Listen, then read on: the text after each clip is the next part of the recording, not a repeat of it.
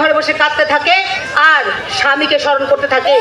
ওদিকে ইসাক ভেবেছিল পিয়ারচাঁদকে তার শাশুড়ি ঘর থেকে বের করে দেবে আর সে পিয়ারচাঁদকে বন্দি করে নিয়ে যাবে, কিন্তু ইসাকের ষড়যন্ত্র সফল হয় না। তখন ইসাক নতুন ফোন দিয়ে আটে। পিয়ারচাঁদ বিবি আসুন। কে? আমি এই হালুয়াঘাট হাসপাতাল কোন? আপনি কেডা? আমি পিয়ারচাঁদ। পিয়ারচাঁদ? হায় হায় হায়, বৌদি তো যুদ্ধের সাংঘাতিক হতো। হাসপাতালের বিছানায় শুয়ে শুয়ে কিন্তু কাতরাইতেছে। তার যদি দেখতাম চান তখন এখনই আমার কাছে দাম লাগতো। যাইবেন আপনি? যাবো। তো তার আসেন, তাড়াতাড়ি আসেন আমার সাথে। তাড়াতাড়ি আসেন, একটু তাড়াতাড়ি আসেন জলদি করে। পিয়ারচাঁদ এক কাপড়ে চলে যায় আগন্তুকের সঙ্গে, কিন্তু কোথায় যাচ্ছে পিয়ারচাঁদ, কার কাছে যাচ্ছে সে কিছুই বুঝতে পারে না। এইভাবে পথ চলতে চলতে যখন আর পথ ফুরায় না তখন বলে, আর কত দূর, আমি তো আর হাঁটতে পারছি না, আমি বড়ই ক্লান্ত ক্ষুধার্ত, এই গাছের নিচে বসে একটু জিরিয়ে নি।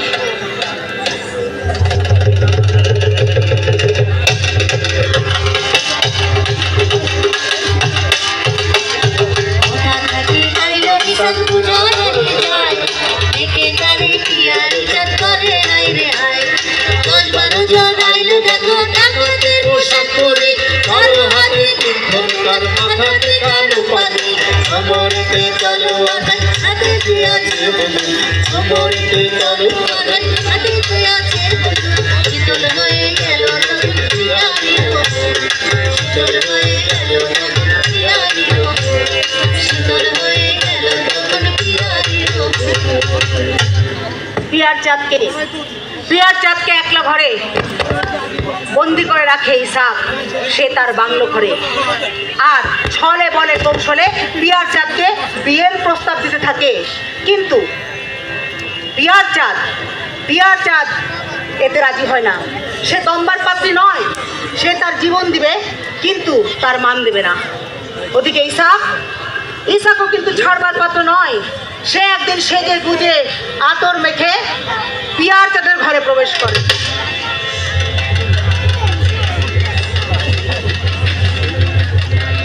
পিয়ার সুন্দরী তুমি শুনো রে খবর, তোমারে না লইয়া যায় সিলেট শহর। পিয়ার সুন্দরী তুমি শুনো রে খবর, তোমারে না লইয়া যায় সিলেট শহর। দালান কোঠায় আছে আমার আছে রঙ্গমহল, কি হইলে আমার সাথে সুখে যাইও কাল। ফুলে ভরা মধু তুমি থাকো একেশ্বরী, সোনার পালঙ্কে তুমি সুপাগো সুন্দরী। এমন জৈবন তোমার বড়ই সুখে থাকিবারে রাখো আমার মন। আমার স্বামী আছে? ও তোমার স্বামী বদি খেলা ছুটতে গেছে, ফের কম এতদিনের শেষ। তার কিছু হতে পারে না, তার কিছু হলে আমি অবশ্যই জানতে পারতাম। তুমি মিথ্যা বলছো। আহা হা হা হা, খালি তোমার স্বামী না, তোমার বাপ মা ভাই বোন কেউ আর নাই, আজকে কেবল আমি। আমার তুমি গ্রহণ করো, আমার ধন দৌলত টাকা পয়সা সব তোমার হবে, তোমার হবে। রাখতে পারি তোমার ধন দৌলতের উপর। আমার 3 বিবি, হ্যাঁ ওর আমি তালাক দেবো, 3 তালাক তালাক তালাক।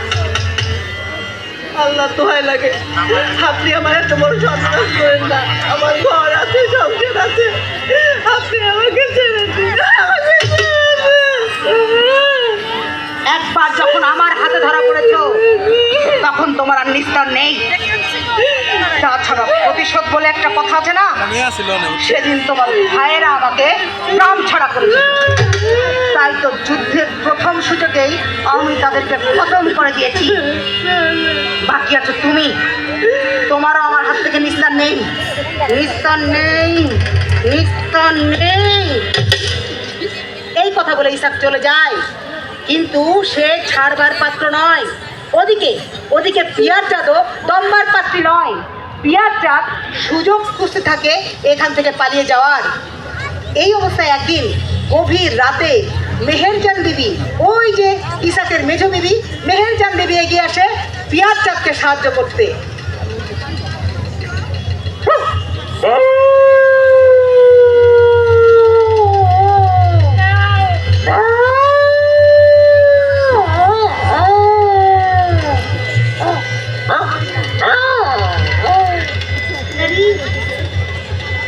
পিয়ারি, কে ডাকে আমার? আমি মেহেরজান বিবি। তুমি কি চাও? আমার জীবন থাকতে আমি এসাককে কখনো বিয়ে করবো না। তুমি চলে যাও। আমিও তাই চাই। তুমি তাই চাও? হ্যাঁ, তোমার স্বামী জানতে পারলে জানে মেরে ফেলবে। ফেলুক, ও দেশের শত্রু, দশের শত্রু। অনেক মেয়ের সর্বনাশ করেছে, আর একটা মেয়ে তো আমি নষ্ট করতে দেবো না। শোনো, আগামীকাল রাতে আমি তোমার জন্য ঘাটে নৌকা রাখবো, আর যেভাবেই পারি তোমাকে এখান থেকে বের করে দেবো। তুমি চলে যাও, ঠিক আছে? ঠিক আছে। পরদিন গভীর রাতে মেহেরজান বিবি ঠিকই ঘাটে নৌকা রেখে চুপি চুপি গিয়ে পিয়ার চাঁদকে নৌকায় তুলে দেয়।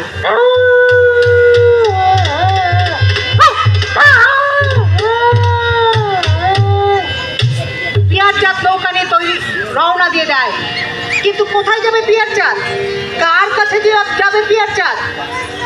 ততদিনে তার চোখের জল শুকিয়ে গেছে, রক্তের মধ্যে দাও দাও করে জ্বলছে প্রতিশোধের আগুন।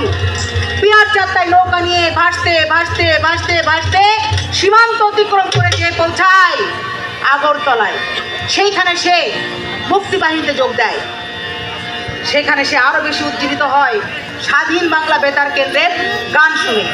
পূর্ব দিগন্তে সূর্য উঠেছে, রক্ত লাল রক্ত লাল রক্ত লাল, জোয়ার এসেছে সমুদ্রে, রক্ত লাল রক্ত লাল রক্ত লাল। পূর্ব দিগন্তে সূর্য উঠেছে, রক্ত লাল রক্ত লাল রক্ত লাল, জোয়ার এসেছে সমুদ্রে, রক্ত লাল রক্ত লাল রক্ত লাল। সাবধান হবে, সাবধান। এবার বাম ডান করার জন্য প্রস্তুত হও। বাম ডান বাম, বাম ডান বাম, বাম ডান বাম। এবার থামো।